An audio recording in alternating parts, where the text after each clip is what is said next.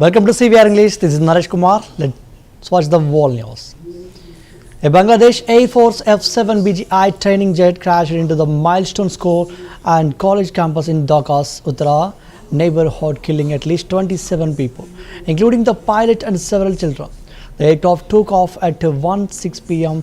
and suffered a technical malfunction shortly after slamming into a two-story building and triggering a massive fire. Over 170 people were injured, many with severe burns, as classrooms were engulfed in flames during afternoon sessions. The government has declared a national day of mourning with flags flying at half-mast and prayers held across the country. Interim leader Mohammad Yunus pledged a full investigation, calling the incident a moment of deep national grief.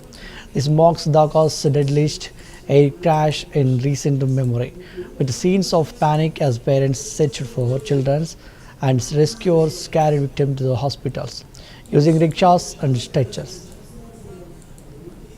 Tragedy struck. A Bangladeshi Air Force training jet crashed near the school canteen, sparking a fireball and sending children, parents, and teachers fleeing in panic for their lives. My wife was in tears when she phoned me after the plane crashed into the building where my daughter was. I did not know what to do and left for the school. When I arrived, I saw there was a huge fire and a dead body of a child. The fire was brought under control within the hour, but it had already caused widespread destruction. The injured were rushed to hospitals on the floor trying to extinguish the flames. Rescue teams worked late into the evening, combing through the wreckage, searching for the injured and the dead. They were all our children, and they're gone forever. Yes, there will be an investigation, but no inquiry can bring them back. We've arranged treatment for the injured, and everyone is doing their part to help. And to be an ordinary school day has turned into a national tragedy, one that leaves scars not just on bodies, but on the soul of this country. Tragedy struck. A Bangladeshi Air Force training jet crashed near the school canteen, sparking a fireball and sending children, parents, and teachers fleeing in panic for their lives. My wife was in tears when she phoned me after the plane crashed into the building where my daughter was. I did not know what to do and left for the school. When I arrived, I saw there was a huge fire and a dead body of a child. The fire was brought under control.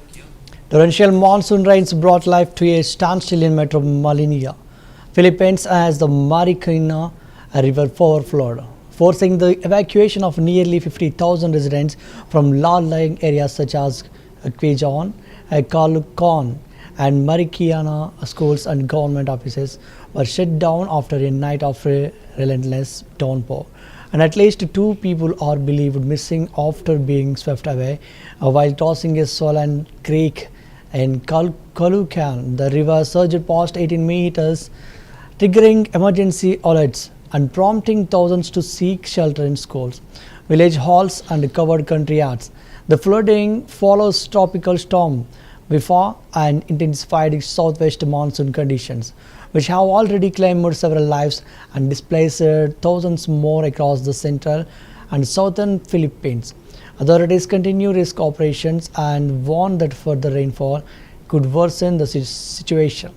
The disaster underscores the region's vulnerability to climate change-driven extreme weather events.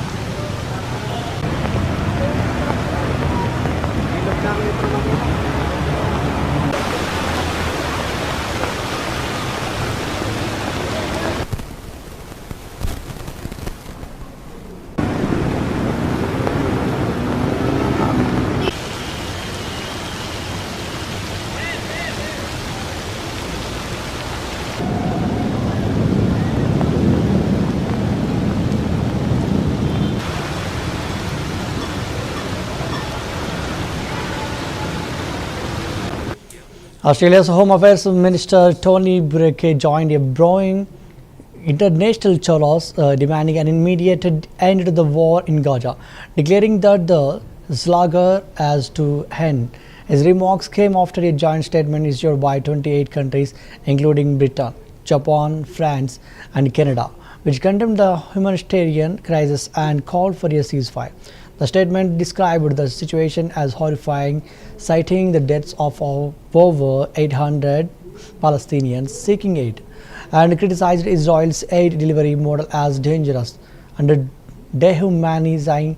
Burke emphasized that the images of destruction and civilian deaths were indefensible and urged for the release of hostages and a peaceful resolution. Israel rejected the joint statement, accusing Hamas of prolonging the conflict and calling the international criticism disconnected from reality.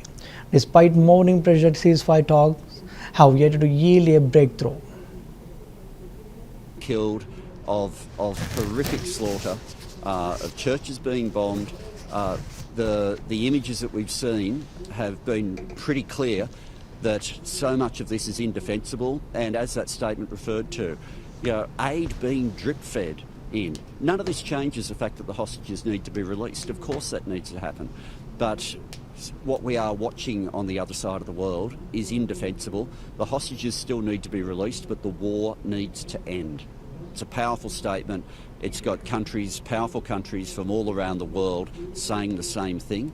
The slaughter has killed, of horrific slaughter, of churches being bombed. The images that we've seen have been pretty clear that so much of this is indefensible, and as that statement referred to, aid being drip-fed in. None of this changes the fact that the hostages need to be released. Of course that needs to happen. But what we are watching on the other side of the world is indefensible. The hostages still need to be released, but the war needs to end. It's a powerful statement. It's got countries, powerful countries from all around the world saying the same thing. The slaughter has killed, of horrific slaughter, of churches being bombed. The images that we've seen. A group of nearly 300 current and former NASA employees, including 4 retired astronauts, have signed a public letter urging interim NASA Administrator Sean Duffy to reject the Trump administration proposed budget cuts to the space agency. The letter, titled the Voyager Declaration, warns that the cuts, amounting to a 24% reduction in NASA's budget and a 31% workforce downsizing, would have direct consequences for safety, innovation, and national security. It criticizes the recent leadership decision for prioritizing political momentum over scientific advancement and efficient use of public resources.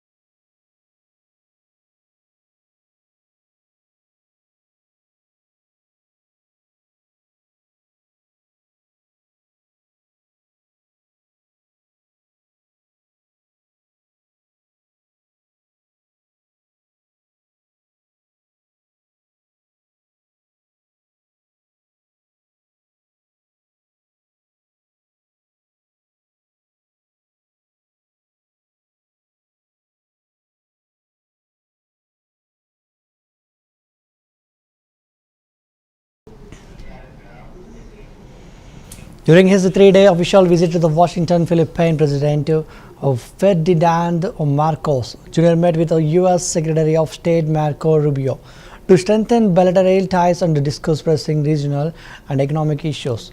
The meeting focused on reinforcing the ironclad U.S.-Philippines alliance, particularly in maintaining peace and stability across the Indo-Pacific region.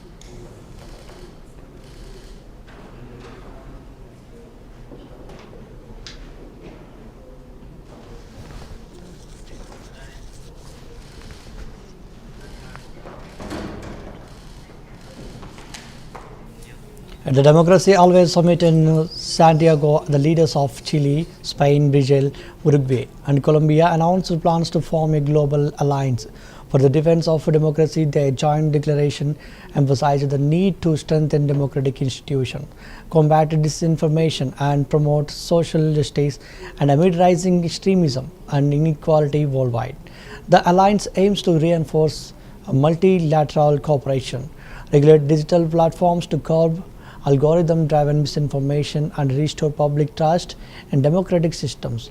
Spanish PM Pedro Sanchez called it a moral duty to act against coordinated threats to democracy, while Chile's President Gabriel Boric stressed that no one can save themselves alone. 5 politically progressive leaders gathered in Chile to launch what they hope will be a global offensive against what Spain's Prime Minister calls an international alliance of hatred and lies. Our societies confront a real threat represented by a coalition of interests between autocrats and the ultra-right wing. We're confronting a reactionary alliance that acts in coordination, and that is why it's so important to act in a coordinated manner ourselves. The summit marks the beginning of a fledgling movement that Spain, Chile, Brazil, Colombia, and Uruguay believe progressive governments have the responsibility to lead. The leaders named no names, but clearly were referencing counterparts like Donald Trump, Argentina's Javier Milei, Israel's Benjamin Netanyahu, and Russia's Vladimir Putin, among others.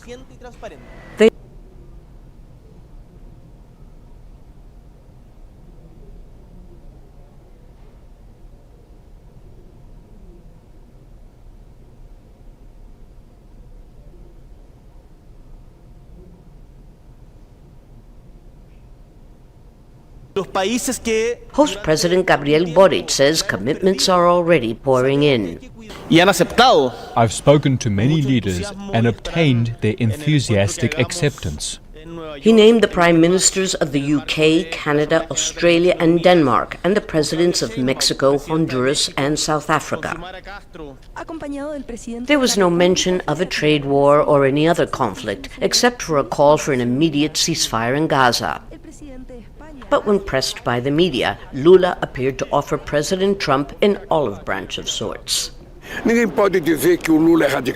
No one can say that Lula is radical. We've had good relations with Clinton, an extraordinary relationship with Bush, a Republican, then with Obama and Biden.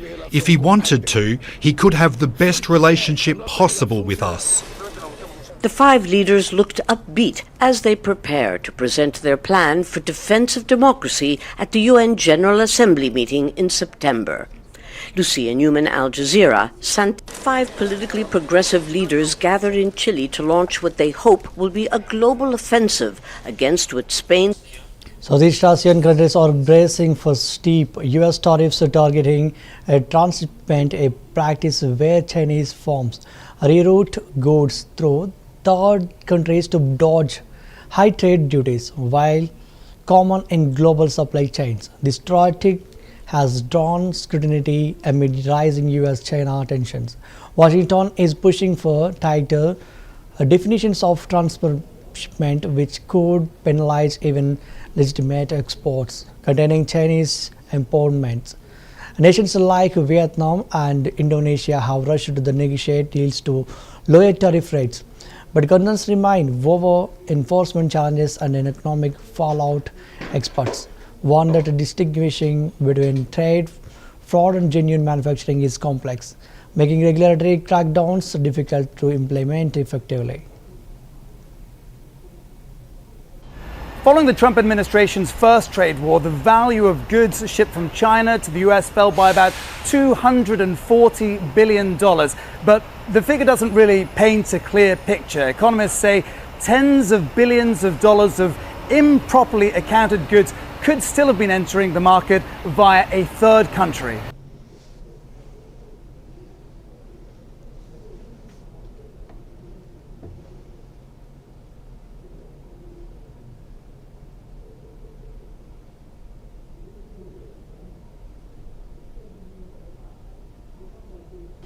Following the Trump administration's first trade war, the value of goods shipped from China to the US fell by about $240 billion. But the figure doesn't really paint a clear picture. Economists say tens of billions of dollars of improperly accounted goods could still have been entering the market via a third country.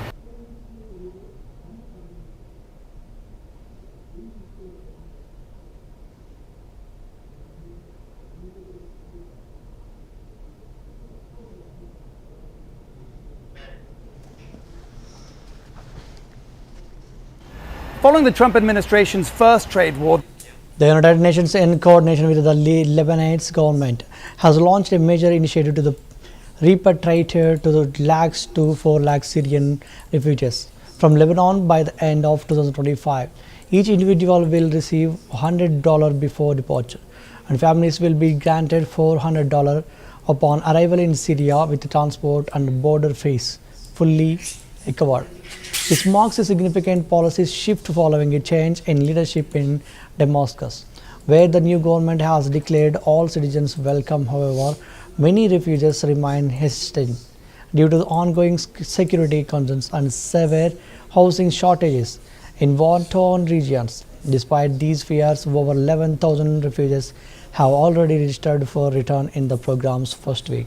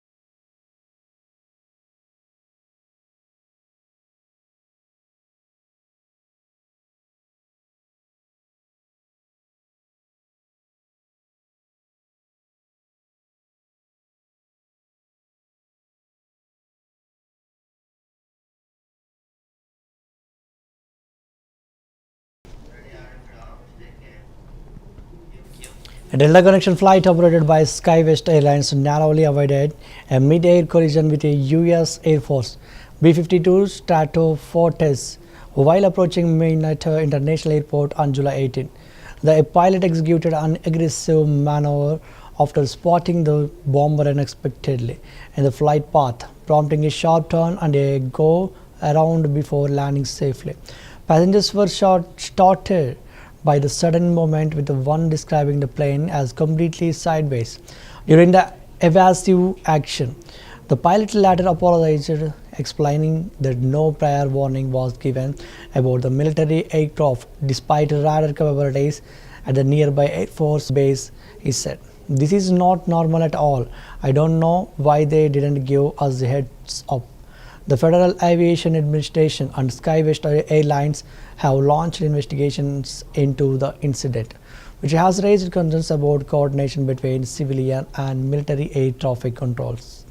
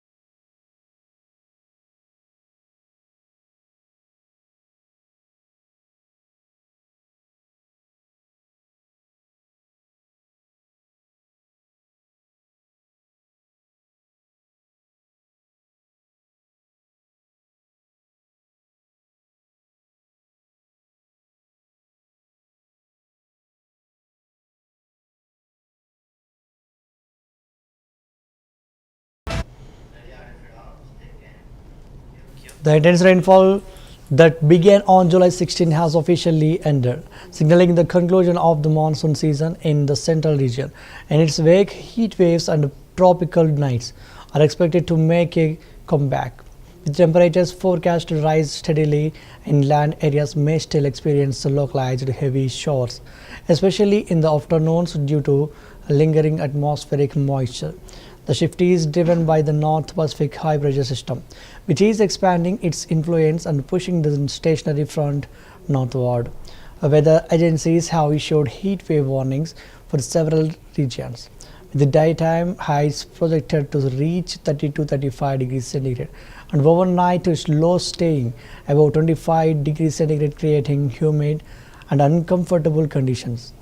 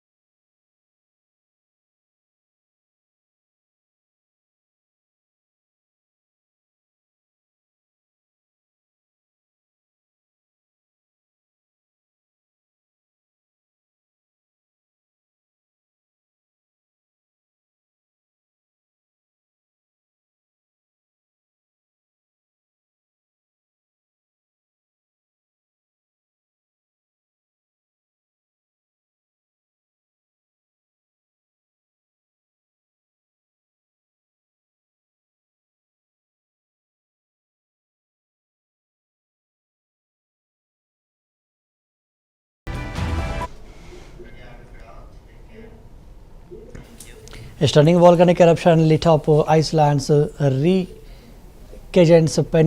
peninsula, drawing gasps from visitors as molten lava burst from fissures just kilometers from the Fremur Blue Lagoon spa.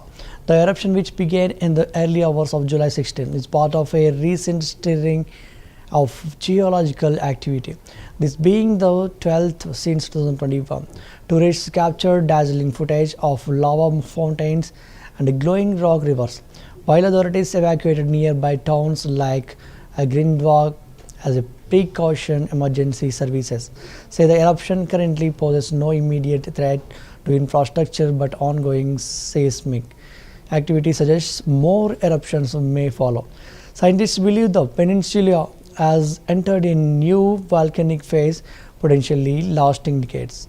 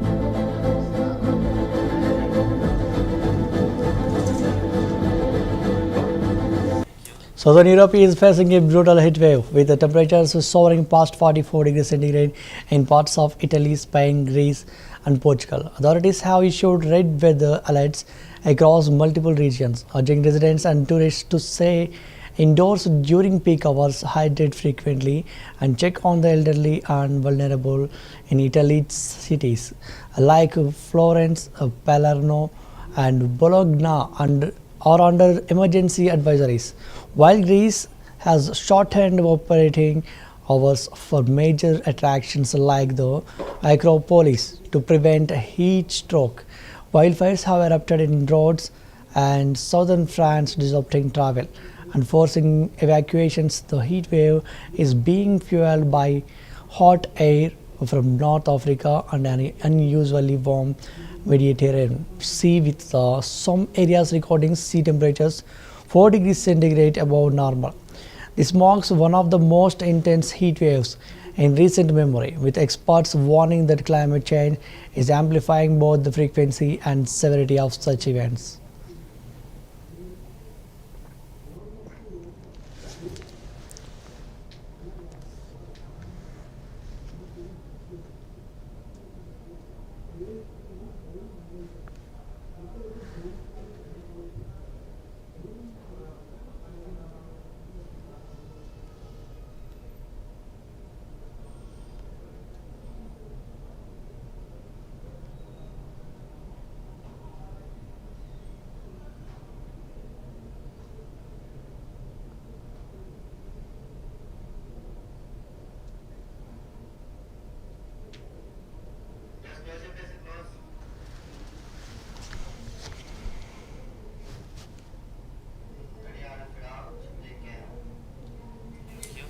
That's the wrap about the world news. Keep watching CVR English News.